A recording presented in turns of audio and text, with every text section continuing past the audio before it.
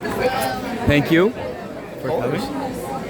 Let's start off with, where are you from?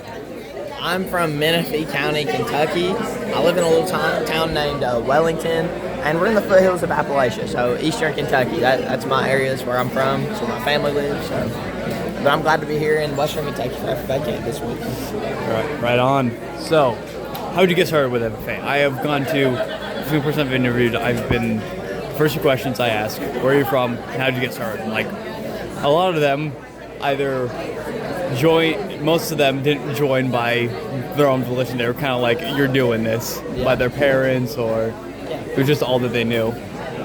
Well, for me, it's more of how did I get engaged? Because my brother was in FFA, and he always urged me to get in FFA, to join the chapter. So I did that my freshman year naturally, but I was in my ag class, and I wanted to be involved with FFA, the bare minimum. I didn't want to stay after school for anything. I just wanted to get an easy A. My ag teacher asked me to do speaking events. I said no. But at the end of that year, he actually invited me to FFA camp, and how funny, we're here at FFA camp today. And I said yes. I thought it was just going to be a fun little experience. But I came here, I met some incredible people. I saw state officers. I went through leadership workshops. And I realized that I wanted to be on my chapter officer team. But the problem was, I didn't take an officer application the year before. But luckily for me, after FFA camp, someone actually dropped off the team, and my chance arose. I became the Growing Leaders Vice President, and since then, I haven't looked back. I've been engaged with FFA, and it's been a blessing to my life, and I'm just so glad that I got involved. That's pretty cool. So next question. What do you think as like individual members, so like small, like not officers, but like individual members, what do you think is the biggest problem that we have in FFA in agriculture as a whole, and how can we as individual members help that problem? I think a huge problem you see across the state with individual members that may not be chapter officers, is that kind of your question, is engagement. In a lot of chapters, we have a core 15 people of the officer team that are engaged. And a way that I think that we fix that is by making a welcoming environment, first of all. Those chapter officers have to make sure that they're willing to disperse some responsibility. Make sure those ag teachers talk to those chapter officers and that they're willing to disperse that responsibility, and also recognize chapter members, your freshman members that might not be engaged. For example, at my chapter, we used to do something called a Member of the Month program, and we would always recognize somebody who wasn't a chapter officer but that we noticed was working hard in their ag classes or helped at an FFA event, even if they weren't an officer. And so that recognition and that creating that welcoming environment will help with engagement so much at FFA. Will expose so many more people to experiences in agriculture that they might not have had before, just because they didn't feel welcomed or confident in themselves to be a chapter officer. It's pretty good to hear. So I assume you know the creed. I feel like everyone here at least knows a decent amount. Besides, and you've probably heard this if you ever did creed speaking, but I'm going to add a bit to it. Which paragraph means the most to you and why? Of course, like the basic FFA creed question when you go in there during creed speaking, they have to go right after you say it. But also on top of that, which one do you think going past now, so going into the future, is going to be the most important as a whole and overall to everyone involved with FFA and ag? Wow, that's a great question. Give me a second to think.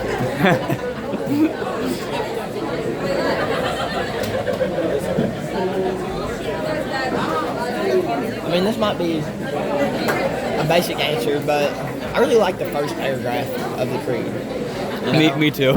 I love the first paragraph of the creed, and I feel like it sets the tone for the entire creed and the values of the FFA in general and what members should live by. I believe in the future of agriculture. These students, you have to believe in the future of agriculture. That's what your ag classes are teaching.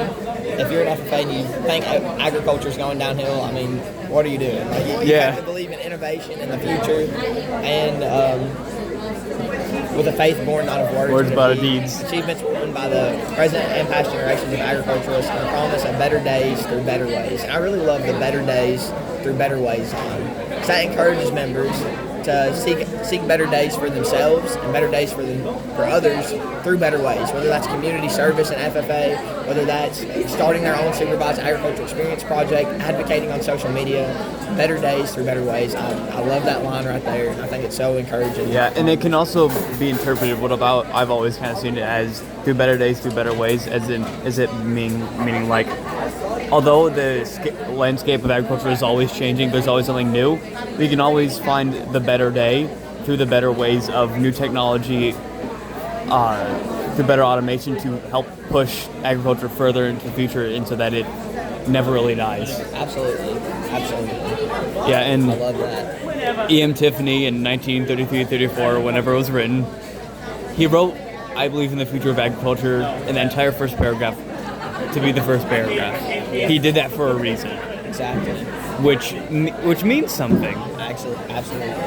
And the phrase itself, I believe, means something. If you do not, I always say this, if you do not have hope in FFA and agriculture, then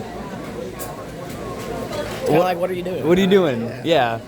You're the whole, if you don't believe in the motto or the creed, then are you... You have to start there. You have to start there to like fully, I guess, have the full experience. Because there's so many opportunities in FFA as a whole, like so many scholarships, events, opportunities, competitions that you can just get involved with that you can't really unless you believe in the future of agriculture. Exactly. Or just believe in the living to serve. Absolutely. Doing to learn, learning to do, and so on. I forgot it. Learning to do, doing to learn, learning to live, living to serve. Yep. There we go. And I love FFA. I didn't expect myself to be in it. Well, we're ever. glad you're here. Yeah. And because I kind of got pushed into an agriculture class in 6th grade. Yeah. In middle school, and I was like, I don't want to be in a farming class. Well, thank goodness we didn't have it our way, right? Like, neither of us wanted to be involved in FFA, but something happened down the line, and here we are today. Yeah, so and thank goodness. I'm having like the time of my life. I love FFA. I'm like being as involved as I possibly can in the chapter. That's awesome. Because although because I'm from Lexington, Kentucky. I go to Locust Trace. I'm in an urban environment, but I think that is really important for people, I guess, not to like toot my own horn, I guess, but like people like me and the people who are on my officer team and the people who go to Locust Trace who are really involved, because in urban areas, agriculture, although we don't think about it, it's super important. That's the only reason why we have big cities is because we were able to specialize because we had farming. Yeah. You can't specialize in a career if you don't have agriculture, if you don't have farming. We would still be foraging today. Nobody would have time to live with the purpose that they do if it wasn't for agriculture. It is the first ever profession for a reason. Exactly. It's important, and I think pushing that forward even in smaller hydroponics or aeroponics and closed tight spaces is really cool because it can help agriculture move on, and can also I like getting younger people involved in FFA because they are the future. Yeah. Mr. Bustle, one of my advisors during the green hand degree speech when he was passing out all the green hands, he mentioned that a lot of the farmers, a lot of people in agriculture are around his age and up. A lot of them, most people in agriculture are not that young, and how he believes that in order to make FFA thrive is that younger people like me, like all these people, we need to be involved and to do something, because that's exactly, we are the future of agriculture. And I love the point you brought up about urban areas and the opportunities like hydroponics, aeroponics. Something that's so great about FFA is there's a place for everybody. No matter if you live in a skyscraper in Louisville or on a 4,000 acre farm in LaRue County, there is something for you. There's an opportunity available for you.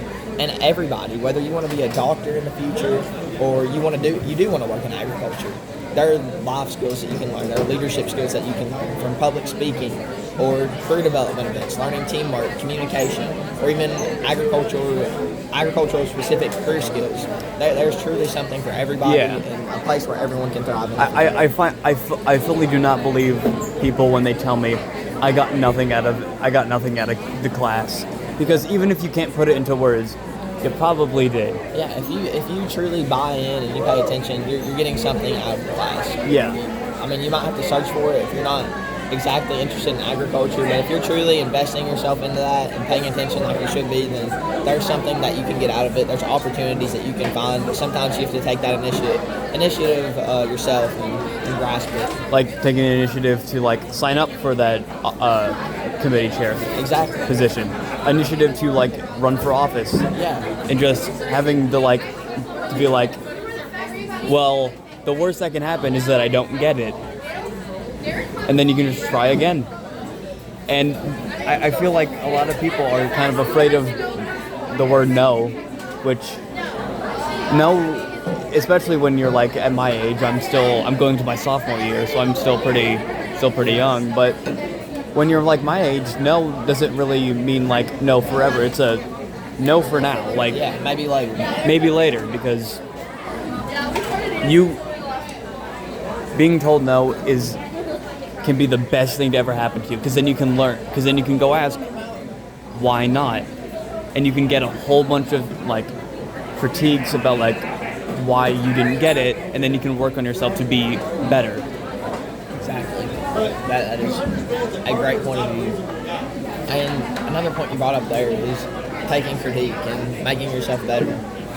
Something that everybody should be able to do is have enough humility, no matter where they're placed, to look for places they can grow. Like, for example, I'll use FFA camp since we're here, you know. Some members this week might be here and they might be thinking, why am I even here? I have nothing to learn here. I'm not a chapter officer.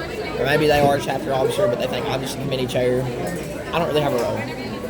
But if you really are present here at FFA camp this week, there's something that you can learn. If you have humility in those workshops and you truly are applying yourself and trying to learn the message that they're trying to teach, and there's something that you can learn, and if you reflect on that, you can better yourself every single day and look back on what you can improve on. But that takes humility, that takes being able to take critique and stepping forward to and being humble enough to know that we all need to improve, because no one's perfect.